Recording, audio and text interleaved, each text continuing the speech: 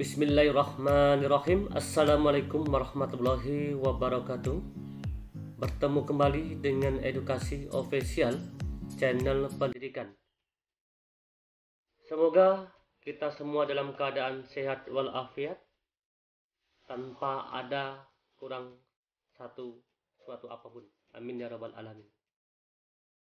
Pada kesempatan kali ini kami akan menyampaikan yaitu mengenai tentang kurikulum baru yang bisa dipilih sekolah. Kemendikbudristek menyampaikan bahwa mulai tahun 2022 ada kurikulum baru yang bisa dipilih sekolah. Ada 3 opsi kurikulum nasional yang bisa dipilih oleh satuan pendidikan untuk pemulihan pembelajaran di masa pandemi COVID-19. Ada 3 kurikulum yang bisa dipilih oleh pihak sekolah. Oke. Di sini yaitu yang pertama kurikulum 2013. Kurikulum 2013 ini yang selama ini Bapak Ibu laksanakan di sekolah masing-masing. Dan yang kedua yaitu kurikulum darurat. Kurikulum darurat ini merupakan kurikulum 2013 yang disederhanakan di dalam masa pandemi COVID-19. Dan yang ketiga yang akan kita hadapi di tahun 2022 adalah kurikulum prototipe. Kurikulum prototipe ini bertujuan adalah untuk sebagai opsi tambahan bagi satuan pendidikan melakukan pemulihan pembelajaran selama 2022 hingga 2024. Oke, kita simak sedikit yaitu mengenai tentang kurun waktu COVID atau disebut dengan kurikulum darurat. Selama kurun waktu 2020 hingga 2021 ini, siswa pengguna kurikulum darurat mendapat capaian belajar yang lebih baik daripada pengguna kurikulum 2013 secara penuh, terlepas dari latar belakang sosio dan ekonominya. Kurikulum prototipe diberikan sebagai opsi tambahan bagi satuan pendidikan untuk melakukan pemulihan pembelajaran selama 2022-2024. Mari kita lihat rangkaian dan isi dari kurikulum prototipe tersebut.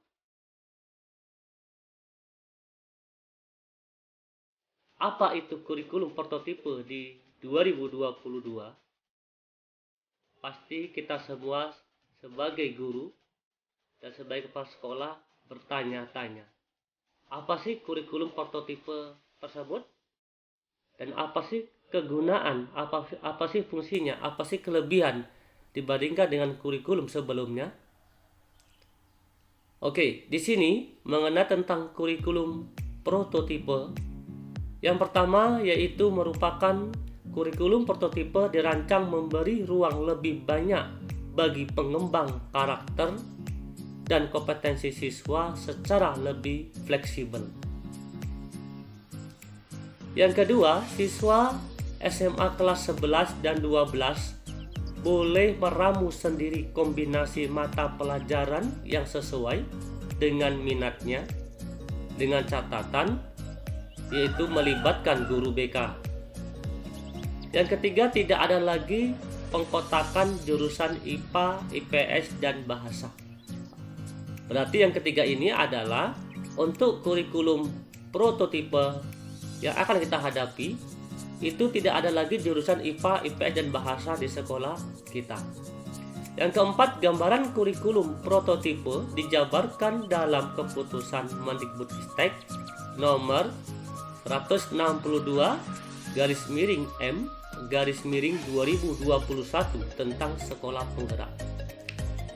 untuk di tahun 2021 ini ya, setiap provinsi sudah ada beberapa sekolah yaitu mengikuti tentang sekolah penggerak, dan sudah banyak yaitu guru-guru penggerak yang mengikuti pendidikan guru penggerak selama 9 bulan. Ya, sudah sampai ke angkatan ke-4, mau masuk angkatan ke-5. Oke, bagi Bapak Ibu guru maupun kepala sekolah yang belum mengikuti pendidikan guru penggerak, ya, sebentar lagi itu akan dibuka seleksi, yaitu pendidikan guru penggerak angkatan ke-5. Berikutnya kita lihat secara mendalam, yaitu mengenai tentang kurikulum prototipe tersebut. Yang pertama kita akan lihat yaitu di kelas 10. Kelas 10 mata pelajaran sama dengan di SMP. Artinya di sini tidak ada jurusan IPA, IPS maupun bahasa. Siswa kelas 10 akan mengikuti mata pelajaran umum yang sama dengan di SMP. Sekolah dapat menentukan pengorganisasian pembelajaran IPA atau IPS. Contoh, kita lihat contohnya. 1. Muatan IPA atau IPS terintegrasi. Misal, mata pelajaran fisika, kimia, dan biologi dipadukan dalam satu tema menjadi problem based learning atau pembelajaran berbasis masalah. Yang kedua, muatan IPA IPS bergantian diajarkan di blok waktu terpisah. Jadi, fisika, kimia, dan biologi dipisahkan jam pelajarannya, diikuti unit pembelajaran inquiry yang mengintegrasikan muatan IPA IPS tersebut.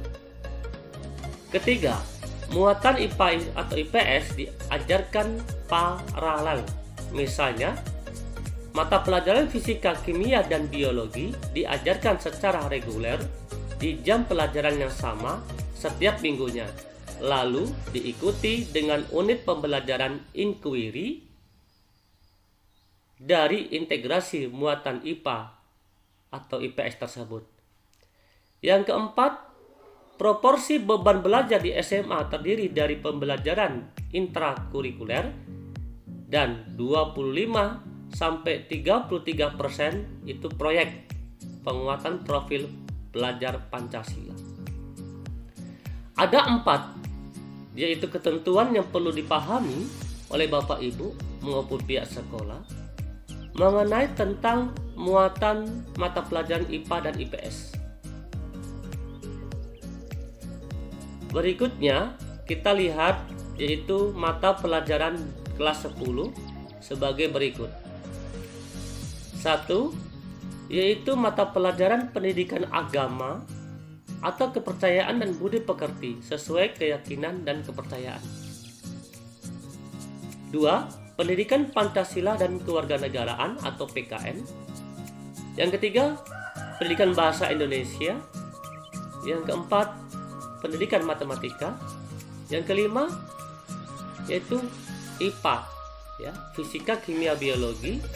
Yang keenam, IPS, sosiologi, ekonomi, sejarah, geografi. Yang ketujuh, bahasa Inggris. 8, pendidikan jasmani, olahraga, dan kesehatan. Ke-9 yaitu informatika. 10, pilihan. Minimal ada 1 pilihan, yaitu seni musik, seni rupa, seni teater, seni tari, prakarya, muatan lokal. Dan perlu kita ketahui bahwa di sini IPA IPS ini bukan merupakan suatu siswa harus mengambil jurusan IPA IPS atau bahasa. Namun tadi di sini yaitu IPA IPS sudah diintegrasikan menjadi satu integrasi, ya seperti kita lihat tadi di sini bahwa ini muatan IPA IPS itu terintegrasi dipadukan dalam satu tema menjadi problem based learning atau pembelajaran berbasis masalah. Artinya bukan IPA tersendiri atau IPS tersendiri, namun mata pelajaran IPA dan IPS ini terintegrasi menjadi satu tema, yaitu problem based learning, pembelajaran berbasis masalah. Di sini. Berikutnya yaitu mata pelajaran kelas 10 sebagai berikut, sudah disampaikan tadi, ada 10. Sekarang kita lanjut di kelas 11 dan 12. Tidak ada jurusan IPA, IPS, dan bahasa. Ingat, kita catat sekali lagi. Di kelas 11 dan 12 itu tidak ada jurusan IPA, IPS, dan bahasa. Kelompok mata pelajaran di kelas 11 dan 12 dibagi menjadi 5 kelompok utama, yaitu 1. Kelompok mata pelajaran umum. Ini wajib diikuti semua siswa SMA. Mata pelajaran umum wajib diikuti semua siswa SMA. Kedua, kelompok mata pelajaran matematika dan IPA, MIPA, SMA wajib menyediakan minimal 3 mapel di kelompok ini. Ya. Yang kedua ini, kelompok mata pelajaran matematika dan IPA atau MIPA tadi, yang IPA dan IPS tadi yang diintegrasikan, yaitu SMA wajib menyediakan minimal 3 mapel di kelompok ini. 3. Kelompok mata pelajaran IPS, ya, SMA wajib menyediakan minimal 3 mapel di kelompok ini. Yang keempat, kelompok mata pelajaran bahasa dan budaya dibuka sesuai sumber daya yang tersedia di SMA. Nah, yang keempat ini, untuk mata pelajaran bahasa dan budaya ini, yaitu diserahkan kepada pihak sekolah, yaitu sesuai sumber daya yang tersedia di SMA. Yang kelima, kelompok mata pelajaran vokasi dan prakarya. Capaian pembelajaran mata pelajaran vokasi dikembangkan SMA bersama dunia kerja dan sesuai dengan potensi atau kebutuhan sumber daya manusia di SMA. Berarti di sini ada DUDI, dunia usaha dan industri. Artinya ada MOU antara pihak sekolah dan pihak perusahaan atau pihak industri, seperti itu. Inilah disebut dengan kelompok mapel vokasi.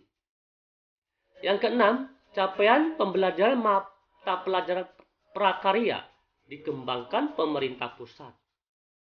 Capaian pembelajaran mata pelajaran prakarya dikembangkan pemerintah pusat. SMA dapat mengembangkan lebih lanjut capaian pembelajaran mata pelajaran prakarya sesuai potensi atau sumber daya di SMA tersebut.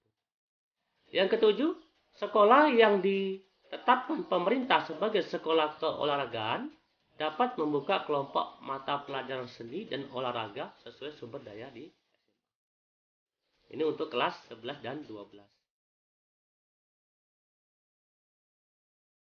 Oke, inilah rangkaian dan isi mengenai tentang kurikulum prototipe di tahun 2022 yang akan kita hadapi. Sekali lagi, untuk mengenai tentang kurikulum prototipe di tahun 2022 ini,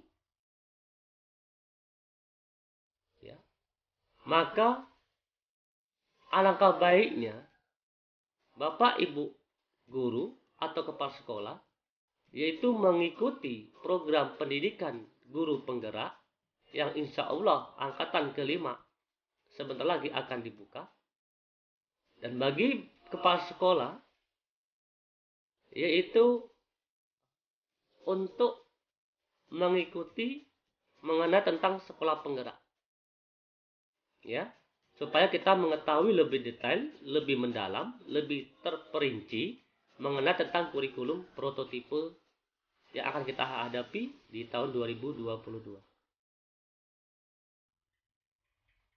Dan informasi mengenai tentang seleksi pendidikan guru penggerak itu akan dibuka pada bulan Januari yang akan datang.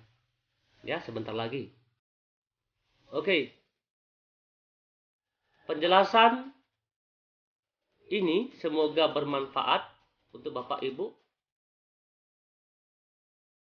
dan semoga bisa berkembang dan semoga kita bisa mengikuti yaitu kurikulum prototipe di tahun 2022 ini dengan baik, karena ini merupakan program pemerintah yaitu Kemendikbudristek Bapak Nadiem Anwar Makarim. Sekali lagi, semoga bermanfaat untuk kita semua.